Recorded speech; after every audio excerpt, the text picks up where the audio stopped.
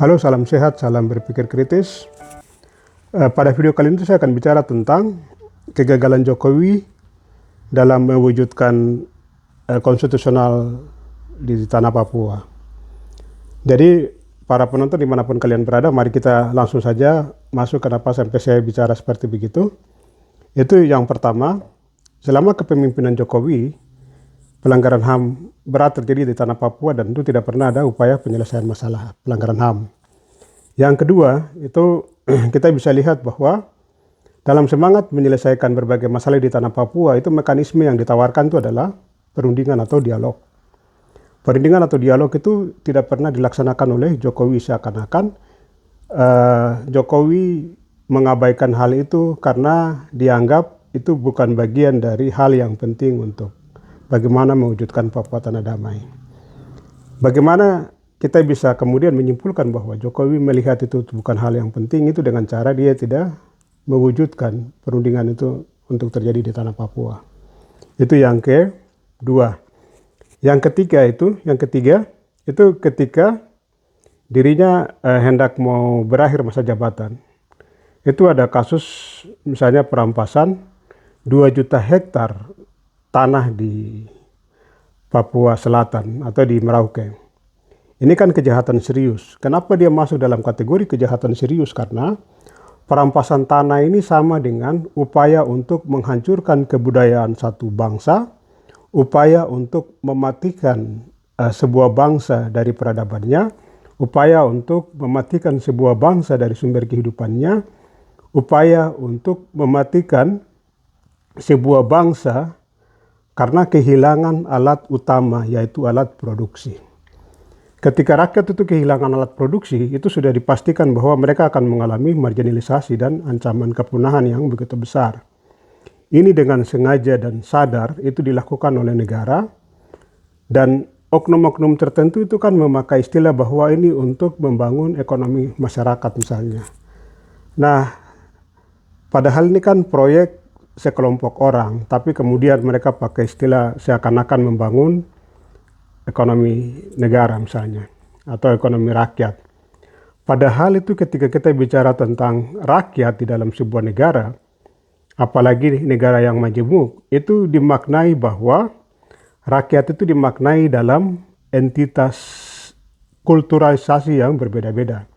Atau dalam semangat misalnya bicara tentang kebinekaan yang berbeda-beda. Nah, kebinekaan yang berbeda-beda itu tujuannya untuk harus dilindungi, harus dirawat, dan itu juga perintah konstitusi bahwa negara punya tujuan bernegara itu adalah bagaimana menyelamatkan satuan kehidupan masyarakat. Nah, pengertian masyarakat itu juga harus dilihat secara utuh.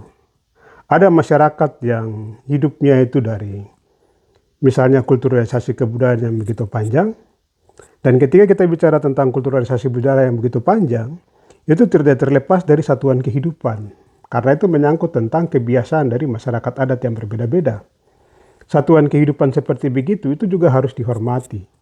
Ketika ada tindakan untuk tidak menghormati atau mengabaikan hal-hal seperti begitu, itu sama dengan adanya upaya untuk membinasakan atau memusnahkan upaya dari kesatuan kebudayaan masyarakat adat seperti begitu.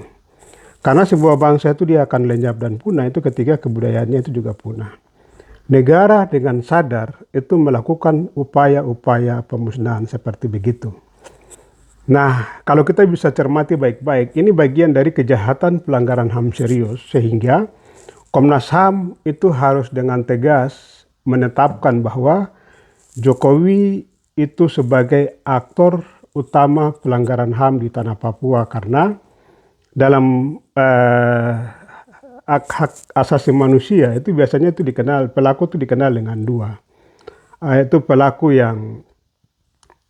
yang kemudian dikenal dengan by commission ataupun omission. Sehingga kebijakan Jokowi atau dengan cara Jokowi melakukan kebijakan yang merusak ataupun dengan mengabaikan untuk tidak melaksanakan konstitusi di tanah Papua, itu sama dengan tindakan atau upaya melakukan kejahatan di tanah Papua.